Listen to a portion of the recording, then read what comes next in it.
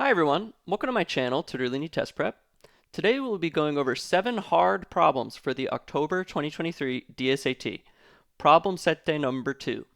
The goal of the Problem Sette series is to provide an original worksheet of challenging problems right before the test date. This gives students the opportunity to push themselves while also reviewing a variety of topics. Please download the worksheet for free using the link in the description and attempt the problems yourself before watching this video. Let's get started.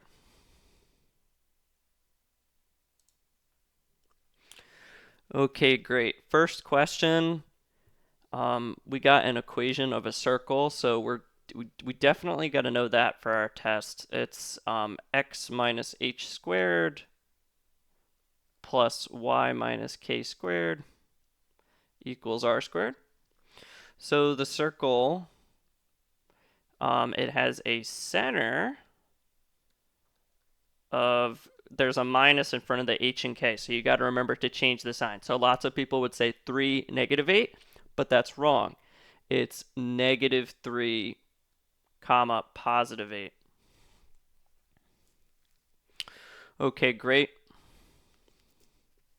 And the radius is the square root of whatever is over here, because this guy is r squared. So the radius would be 5. So it says line K is tangent to the circle at 1, 5. So something you got to understand, I've gone over this in previous videos, is that the radius and the tangent line are perpendicular to one another. So they form a 90-degree angle. So we're going to calculate the slope of the radius using the slope formula. So m equals y2 minus y1 over x2 minus x1.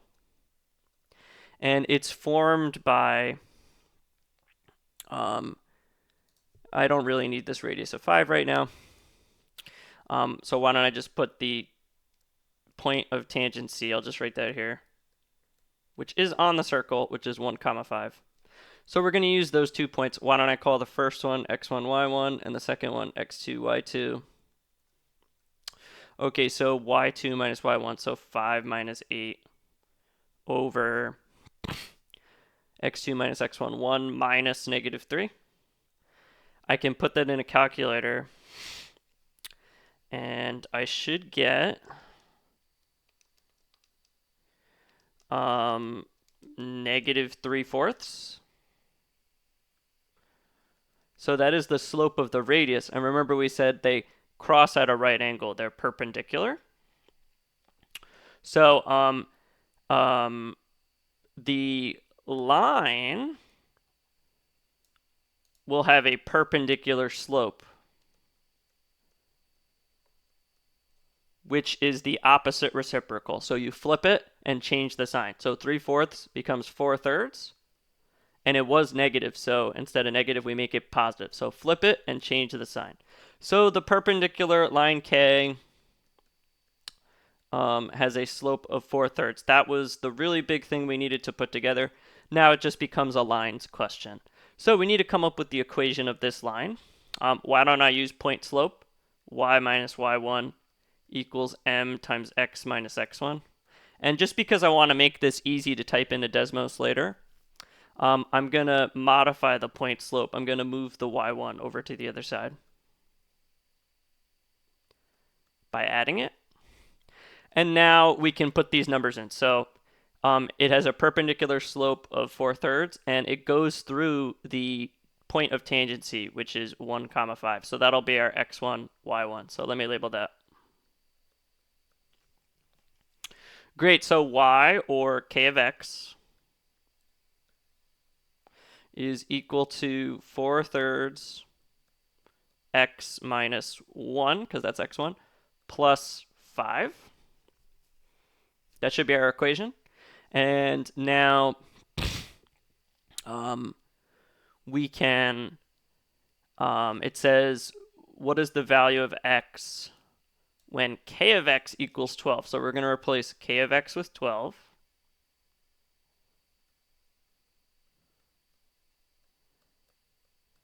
and then just start doing some algebra. So I'm going to subtract 5, and I get 7. I'm going to divide both sides by 4/3, and I get 7 divided by 4/3. 21 over 4 equals x minus 1. And now I'm going to add 1 to both sides. And I get 25 over 4, which is the same. Since it terminates nicely, I don't really mind using the decimal. 6.25. So either of those would be acceptable. 25 over 4 or 6.25. Let's go and type some of the stuff into Desmos just to kind of see if we did this right and kind of show maybe how the calculator could help us on the actual test. Okay, so the first thing I'm going to do is I'm going to type in the circle. So x plus 3 squared plus y minus 8 squared equals 25. And let me just zoom in on this a little bit. Okay, that looks pretty good. Now, the center, which we found, is -3, 8. And I'm going to label that with a C. And the point of tangency is 1, 5. And I'll label that with a little t. And we can draw the radius by using this function. Not that important. Maybe that only works in the geometry. There's a way to do it. I'm not going to do it right now. Let's see. And now we can type in the equation of the line. So k of x equals 4/3 x minus 1 plus 5. And if I zoom in here, it certainly looks like it's perpendicular to that radius. I didn't draw it. But, it definitely looks like it goes through that circle at just that one point. So I think we did a good job. So now the question says k of x equals 12. So you can either type in k of x equals 12 or y equals 12. And we can see where it crosses line k, which is at x equals 6.25. So it kind of looks like we did a good job. I mean, we still had to know a lot of these concepts, but making the picture kind of as you go could save you some time. Also, once you get this equation, we basically just cut out like 4 steps of work just by typing this in to Desmos. So that could be really helpful. All right, let's keep going. Okay, so there's a graph here. And this question is talking about average rate of change. To find average rate of change, all you're going to do is you're just going to use the slope formula on the endpoints. So it says the average rate of change sold on February 4th. I should highlight just that part. February 4th to February 8th. Okay, so February 4th, it's days after February 1st. So 4 minus 1 is 3, and 8 minus 1 is 7. So we need to go from x is 3 to x is 7 to find this guy, A. So let's do that. So 3 is here. So that's x is 3, see? And then 7 is here. And just so that I don't make a mistake, we're going to write down those points. So let's just do, for the first one, for A, the points are 3, 4, and 7, 11. And now we're going to use the slope formula on the endpoints, which will tell us the average rate of change, y2 minus y1 over x2 minus x1.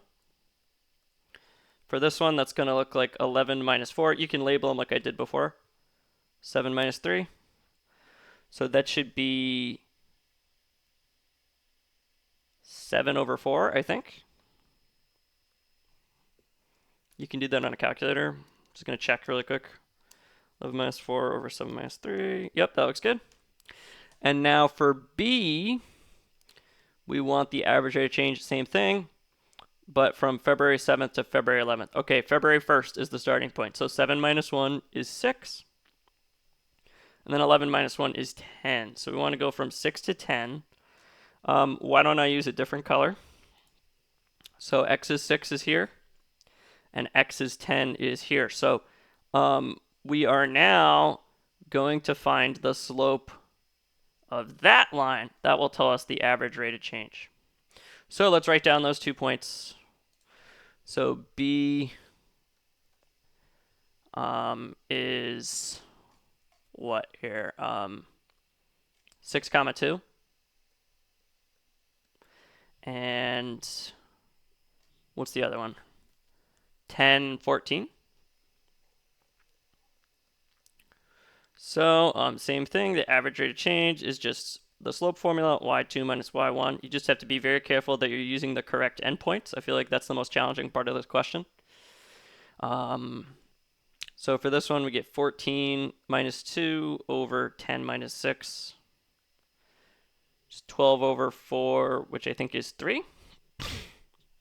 Okay, so A is 7/4 and B is 3.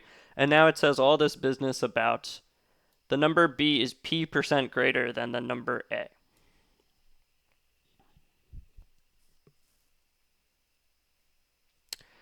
So we're basically trying to find, you could divide them and find the percent multiplier. You could also,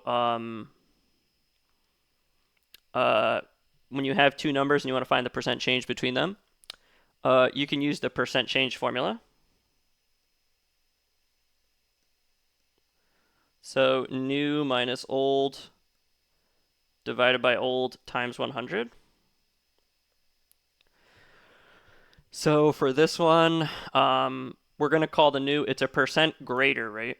So we're going to call the new one the bigger one. So the 3 is the new. So 3 minus old 7/4 over 7/4 times 100. That's a lot of math. I'm definitely not, forgot to change back. Sorry, guys. I'm definitely not, I'll just let you look at this for a second. So I'm definitely not going to, do that in my head. So let's go back to Desmos. I'll remember to change it back this time. So 3 minus 7/4 over 7/4 times 100. And it wants us to round to the nearest hundredth. So 71.43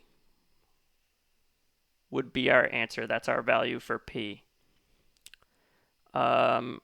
Great, that's it. So two things you had to know how to do here. I mean, a lot of things, I guess. You don't have to put the percent symbol ever on your student produced response. You would just put 71.43. I just wrote it there. So the percent change is 71.43%, so P would be 71.43. You had to know the average rate of change, how to find the average rate of change, which is something they ask quite a bit. And you had to know how to use the slope formula, and you had to know how to find the percent change between two numbers, which you can do using this helpful equation, but there are other ways to do it. Great, question 3. Okay, this is a tricky quadratics question. So I noticed that it says B must be an integer, so like a whole number, and B has to be between 2 and 5. But there's no equal to, so it doesn't include 2 or 5. So B either has to be, so 2, 3, 4, 5. It can't be 2 or 5. So B has to be either 3 or 4. So there's kind of two answers for this one, and we'll solve both of them. So we'll do the B equals 3 case and the B equals 4 case. All right, so this business here, it's basically telling you that the y value when x is negative 12 is equal to the y value when x is equal to 7. So parabolas are symmetrical. So if the y values are the same, those two guys are equidistant from the vertex. So what you can do is when you see a statement like this, you can average those two numbers, and it will tell you the number in the middle, the midpoint, which is the x-coordinate of the vertex, which we call h. So hopefully that kind of makes sense. It's very similar to when you take the two roots and average them to get h. You can also take any two equivalent two x values that yield the same y value and average them and get h. So we're going to do that now. So we're going to average them. So h is equal to negative 12 plus 7 over 2. I don't know what that is. Let me see. Okay, it's negative 2.5. I'll just use a decimal because it does work out pretty nicely. Okay. Now, you see we have b and h, and we want to find a. Well, there's a really helpful equation you have to know for standard form to find the x-coordinate of the vertex, and it's this. H equals negative b over 2a. So you see, we know what b is, and we know what h is. We want to be able to find a. So what I'm going to do is I'm going to solve this equation for a. So the first thing I'm going to do is I'm going to multiply both sides by by a, and I get ah equals negative b over 2. And now I'm going to divide both sides by h, and I get a equals negative b over 2h. So you see, lots of people are used to using this equation given a and b to find h, but they could give you any of those two letters and ask you to find the third letter. They could give you a and h and ask you to find b, or they could give you b and h and ask you to find a. So I think you can plug in numbers and stuff, but I think being able to do this like literal equation manipulation, that's probably something you want to know how to do. It's up to you, but me personally, I think it's easier to just move the letters, then start plugging in numbers, than the other way around. It's faster for me. Okay, great. So a equals negative b over 2h. So now we can just plug in b, and we'll get a very quickly. So we're going to do negative 3 over 2 times h is negative 2.5. And I'm getting 0.6. And then over here, a would be, if we do negative 4 over 2 times h, which is 2 times negative 2.5, I'm getting 0.8. So now the question wants us to find b minus a. So we're going to do that for each of them.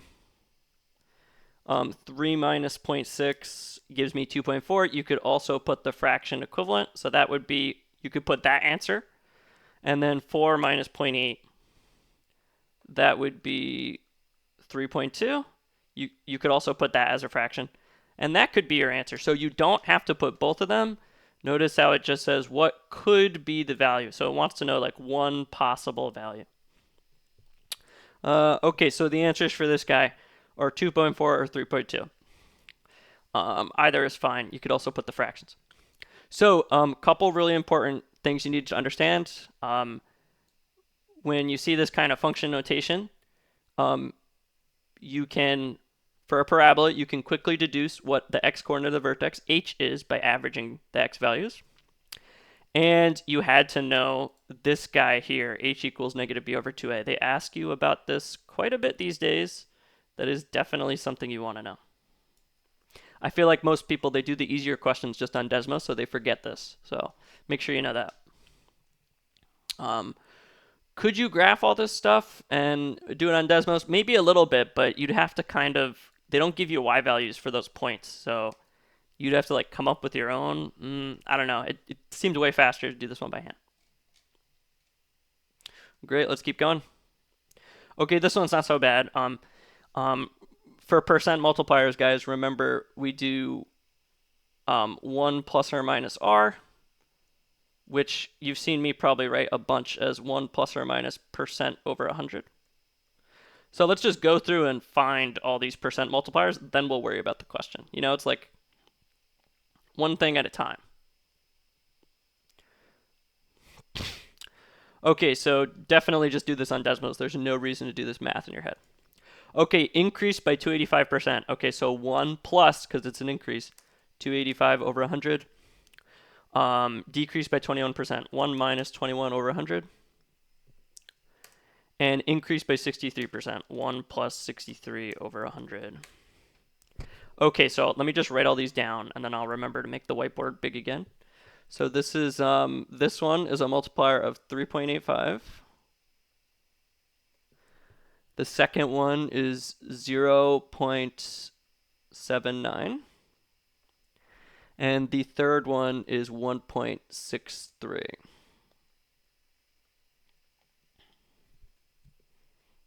Great. Let's go back to the board really quick. So we don't know what so we're going to do original times your percent multipliers equals final. We don't really care about what the original. We don't really care about what the final is. So I'm just gonna erase this. And the original we don't know, so why don't we just call it x? So we're gonna do x times all the percent multipliers. 3.85, 0.79, and 1.63. And let me just move this over a little bit. Great. Okay, so now what we're going to do is to find the net percent change, we're going to just multiply all those together. So let's go back over here. 3.85, 0.79. And notice how I'm not doing any math in my head, because these numbers are really messy. Okay, and we are getting, we can round at the end, 4.95765x.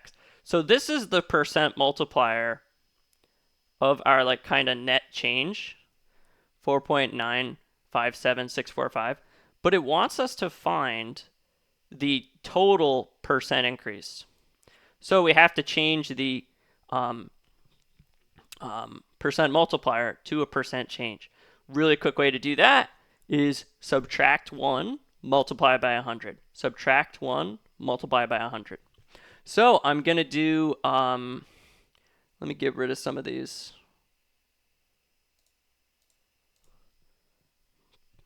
So we're going to do 100% multiplier minus 1. So 4.957645 minus 1.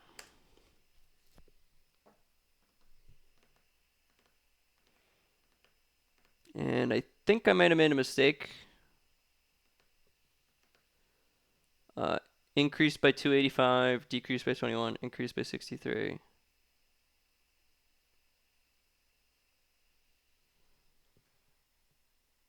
Let me just check really quick.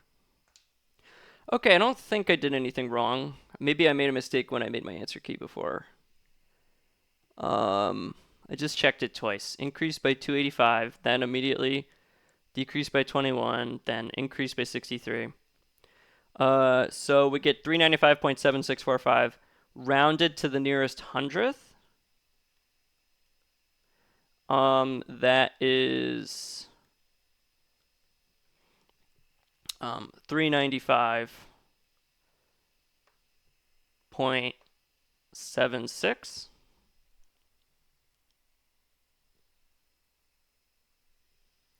And that is a positive percent change, which is a percent increase. So you wouldn't have to put 395.76. Yeah, I think that's right. You wouldn't have to put a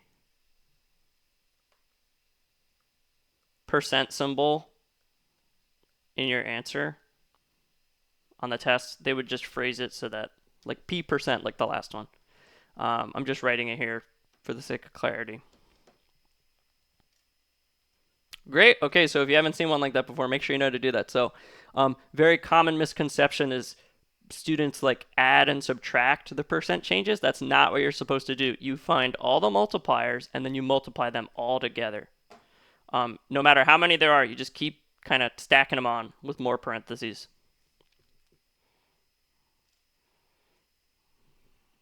Great.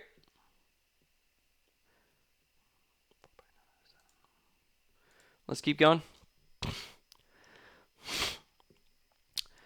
Okay, we can figure this one out by hand, but it's a graphs question. Let's just go straight to Desmos, right? That'll just make it so much easier. Before we go to Desmos, I just want to point out, note that we are looking for the minimum value of the function when 2 is less than or equal to x is less than or equal to 8. Okay, so I'm going to type these both in. So f of x equals 0.0625, 0.5, 2, and then x plus 2, and then you can highlight this thing to put it all shift 6. Good.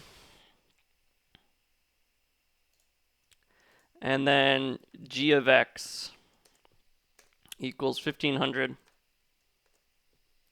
0.2, x minus 3. And we're once again going to highlight that and press shift 6. Okay. Now, you can make this even easier to look at by, you can still figure it out this way, but what will help you is if you just look at the graph for the domain the question specifies. So if you didn't know this, after the function, you can put curly brackets and type in the domain. So I'm going to type in 2 is less than or equal to x is less than or equal to 8 in curly brackets. And then I'm going to put the same thing over here. Probably should have just copy pasted it, but forgot to put the curly bracket. Hold on. 2 is less than or equal to x is less than or equal to 8. Okay, great. And let's just look one at a time. So we'll do f first. Okay, so hopefully you can kind of see that the minimum, the smallest y value, it's really low at the left side. So you can kind of click and drag this little dot to the end. It'll tell you the minimum is 0.5. But I want you to understand function notation as well. So the leftmost x value is 2. So the minimum is going to be at 2. So if we type in f of 2, we get 0.5. Now we look at the equation for f of x. You can go back to the original problem for this. And is 0.5 displayed as a constant or coefficient? Well, it is. 0.5 is written in the equation. So this one is all good. So 1 is going to count towards our answer. And right away, we know it's not 2 only. And then we know it's not neither 1 nor 2. So we already have a 50-50 chance of getting it right. Okay, now let's go back and look at G. So G is a little different. You see, this as you go to the left, it's actually getting really, really, really tall, right? But as you go to the right, its lowest point, its minimum, is actually all the way on the right. And it tells me 0.48. But remember, the rightmost x value is 8. So we're going to type in g of 8. And we get 0.48. Okay, so the minimum value for g is 0.48. Okay, so now let's go back over here. Do we see 0.48 in this equation as a constant or coefficient? No, I don't see a 0.48 anywhere. So this one does not count. So only 1, Roman numeral 1 counts. So it is Roman numeral 1 only. That is answer choice A.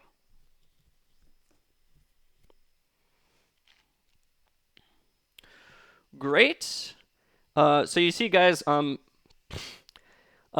suppose the concept they want you to understand here is that as long as there's not any negatives or something, when you have a b to the x, you have growth when b is greater than 1, providing there's nothing funny going on. And you have decay when 0 is less than b is less than 1. So you could have deduced that it was the rightmost value and the leftmost value just by hand, because you see if you look at the base of the exponent with the x, 2, that's bigger than 1, so we know it's going to look like this. And then 0.2, that's between 0 and 1, so we know it's going to look like that. So that's kind of the concept they were testing you on, but graphing it just makes it so much easier, especially if you know how to restrict the domain, right? So you could just look at that piece. That is like, just makes it so much easier. So make sure you understand how to type, how to graph something, and how to use function notation. Okay, great.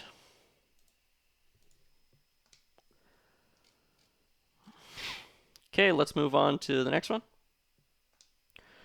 Alrighty, so this is a very tricky question. So the first thing that you need to understand is how scale factors for similar figures work. So I'll do a brief overview on the board really quickly. So the length scale factor, we often represent that with a capital K. That's what I like to use. You use whatever letter you want. Capital K. And when you have similar figures, the perimeter, area, and volume are in a similar ratio depending on the what kind of thing you're working with, how many dimensions you're working with. So the perimeter scale factor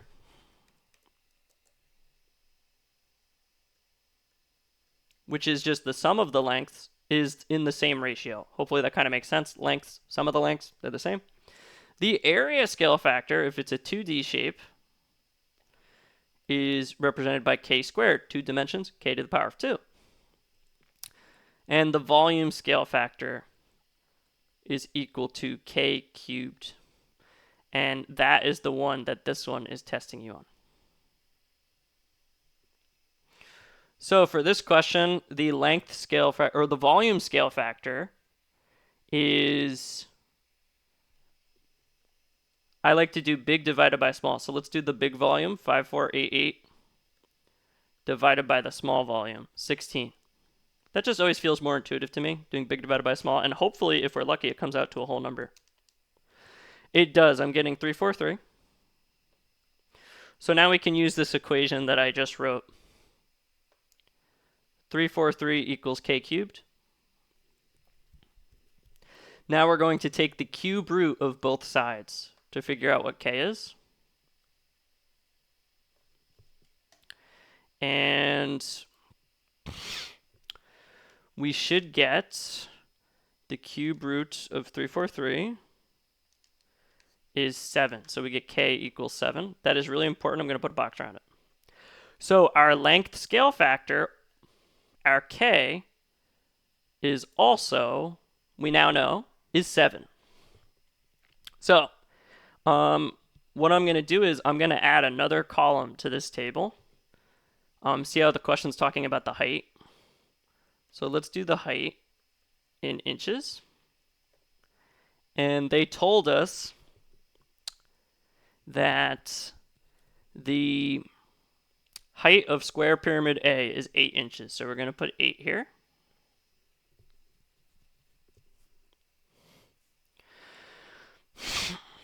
And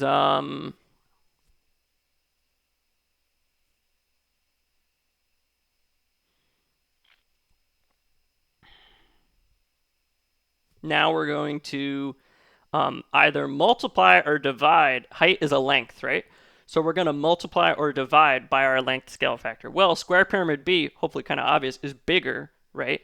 So we're going to multiply by 7.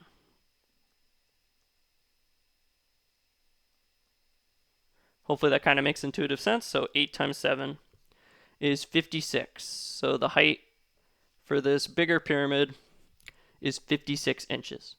So we're almost there. Now we need to calculate the perimeter of the square base of square pyramid B. Okay, so a pyramid from the, you can get this from the reference sheet, looks like this. So the question kind of explains it. but a square pyramid is like a pyramid where, in particular, I'm really bad at drawing. You guys can kind of tell, but instead of having like a rectangular base or any kind of base, it has a square base. So instead of calling the length and width, I'm just going to call it S for side of the square, and then the height we can still call H. So let me just rewrite this with the new letters. So V equals 1/3. Instead of length, I have S. Instead of width, I have S. And and height, I have H. So S times S is S squared. So this is going to be S squared H over 3. Okay, now I think we're in business to solve this question. So we want to get S by itself. Why don't I just treat it like a literal equation? So first I'm going to multiply both sides by 3. I get 3V equals S squared H. Now I'm going to divide both sides by H.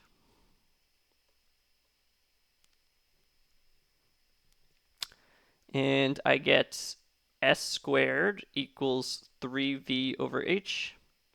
And now to get rid of the square, I'm going to take the square root of both sides. So S is equal to the square root. We don't need a plus or minus because it's a geometry problem. You can't have a negative length. The square root of 3V over H. Okay, so the volume for pyramid B is 5488. So I'm going to do 3 times 5488 over the height, which is 56. So I'm getting the S is square root of 294. I'm not going to go over how to simplify that. I don't even do that when I take the test anyway. You're allowed to bring a scientific calculator that can simplify square roots. So let me just do that really quickly to save time. Okay, so S is 7 root 6. That's what that simplifies to. Okay, so let's write that. 7 root 6. That is super important. It's not our answer though. It wants the perimeter of the square base. So the perimeter of a square is S plus S plus S plus S, or 4S. So we're going to do 4S, which is 4 times 7 root 6, which should be 28 root 6. And they want us to round to the nearest tenth of an inch. So let me put that in a calculator. 28 root 6. Rounded to the 10th, I'm getting like 68.5857. So it's 68.6 inches. So I believe the answer is 68.6. So are they going to ask you about a square pyramid on the test? I don't know, maybe not, but this concept up here is something that I bet a lot of you did not know, and I want you to make sure you understand it. So scale factor, we just do big divided by small, and then sometimes you have to square, cube, or you have to like square root or cube root to figure out something else about the problem. And you can only do that when you know that the shapes are similar. So that them telling us that they were similar was really important to solving this question. Okay, great. We got one more. Okay, so first of all, guys, just so you understand, it says they're all integers, and there's 20 of them in each of them. And I'm going to first start just by writing the numbers on top of the bars. So 8, 4, 5, 3. And you see this one was just shifted to the right. So all these numbers are just the same distribution, but bigger. So I'm already thinking dataset B probably has a bigger mean, although I don't think that's important to this question.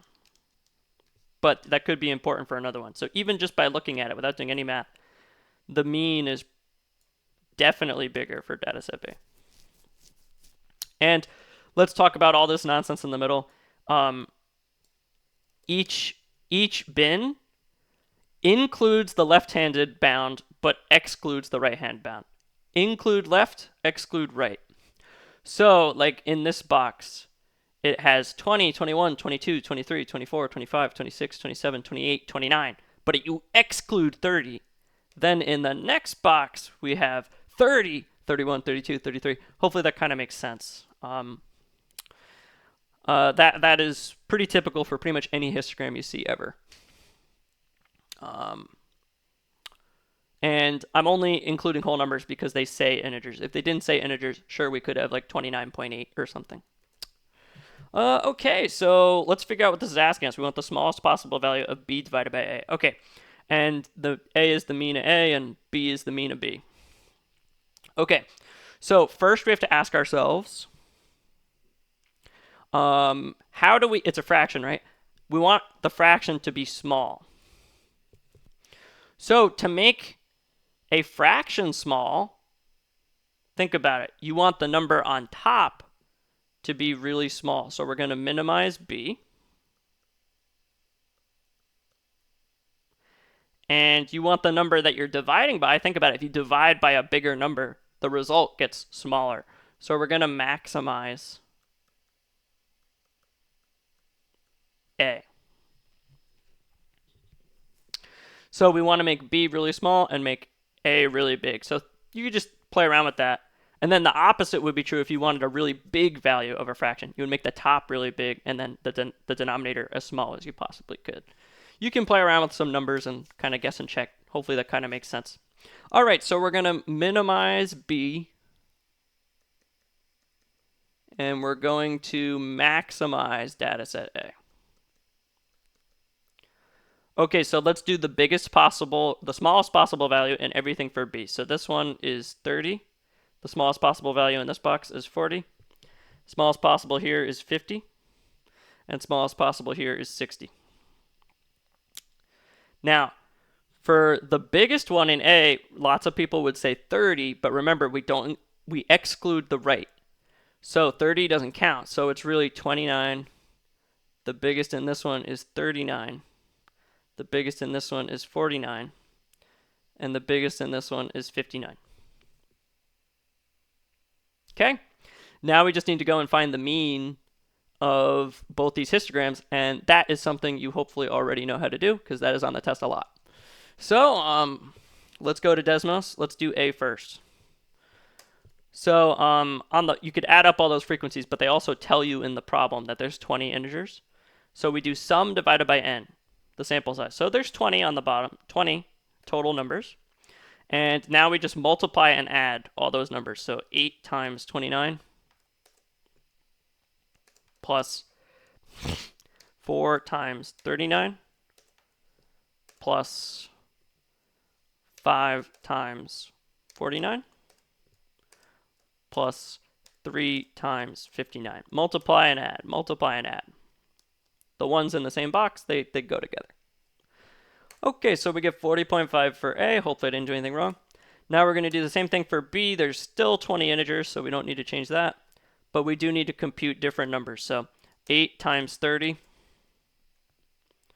plus 4 times 40 plus 5 times 50 plus 3 times 60. And now I'm going to do b divided by a. That should give us our smallest possible value of b divided by a. A big messy decimal, you could just type that in until you run out of characters. But let's see if it simplifies to something nice. Okay, so 83 division sign 81. That's 5 characters. We can type 5 characters into the Blue Book app. So that would actually be acceptable for our answer. So, we would minimize b. We would get a b of 41.5. We would maximize a, and we would get an a of 40.5. And the smallest possible value of b divided by a would be 41.5 over 40.5, which simplifies to 83 over 81. And that is an acceptable, you can fit that. If you couldn't fit the fraction, if let's say it was like 183 over 81, if you couldn't fit that in there, just, put the decimal and type in as many characters as you can. and just read it exactly from your calculator. So for this one, if you wanted to, don't do this, but if you wanted to, you could round or truncate till you run out of characters. So 1.024, I think that's 1, 2, 3, 4, 5, 5 characters for a positive answer. And you could also round, but why would you round, right? You could mess up the rounding. Truncating, you just read it. So it might be easier to just truncate. I guess because there's a 6 to the right, it rounds up to 5. So these would be acceptable answers too, and maybe these would be good if the fraction was too many characters. But the fraction is good for this one, so I would just use the fraction.